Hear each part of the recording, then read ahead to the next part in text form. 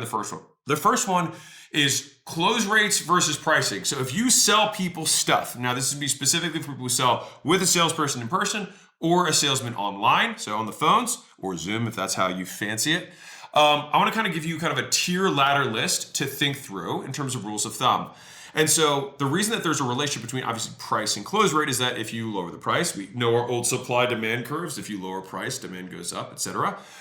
The idea is if you're closing at 80% or more in whatever you sell, so 4 out of 5 people you talk to buy your thing, you're typically underpriced by 3 to 4x. That might sound mind-blowing to you, but that is just the data that I've, again, rule of thumb, that I've collected over many years of business. Now, underneath of that, let's say that your close rate isn't necessarily over 80%, but let's say it's 60 to 80.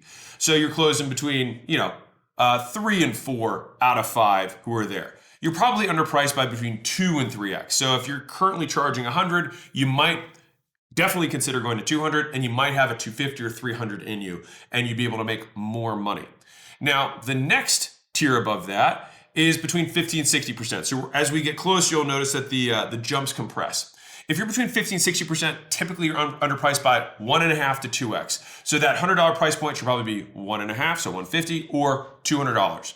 Now, if you're between 40 and 50% close rates, you're probably between 1.25 to 1.5x underpriced, meaning now you should be at maybe 125 or consider 150 as a final price point. Now, if you're like, okay, I'm at 35%, well, you're between 30 and 40%, which for me is appropriately priced under the assumption you have all of the selling mechanisms in place to educate a consumer prior to the purchase so that you're not creating a pitch or a spiel. Instead, they've already consumed all of this stuff prior to the pitch, and then the entire close call is about personalization and helping them make the decision. That is appropriately designed sales motion.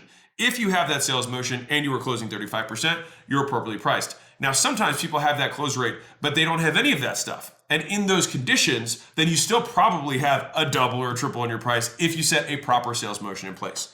Now, if you're below 30%, so that means that less than 1 out of 3 people who you talk to buy, then you either have an avatar issue, you're selling to the wrong person, you have a sales motion issue, and I fix those two first before ever considering lowering price, because it almost always is the thing that the sales team might consider wanting to do if you have a bad culture on your sales team or an entrepreneur who's afraid.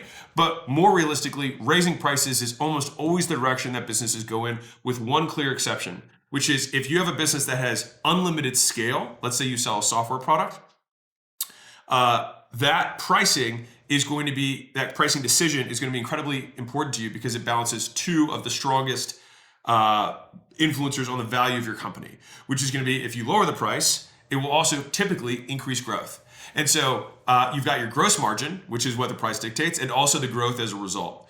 So if you have these 2 things, then you lower the price, growth rate goes up. If you raise the price, gross margin goes up, but growth rate goes down. And so the idea is we want to maximize both of those things.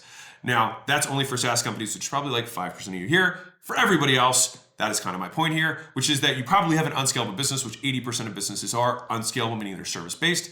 And in those conditions, there's only one way you go in service, which is up. Because if you play it out long enough, you get good, you get enough demand because you're good, you can't service everybody, so you change your chart, you go up in price. And then around and around you go, and the faster you spin that loop to going up in price, the more you will progress in business because your gross margins will go up, your reputation will go up, you'll be able to hire better talent because you can pay them now, and it becomes a virtuous cycle versus the vicious cycle of trying to serve more people and paying less, having lower gross margins, hiring worse people, having worse customers at lower prices, and around you go into the toilet.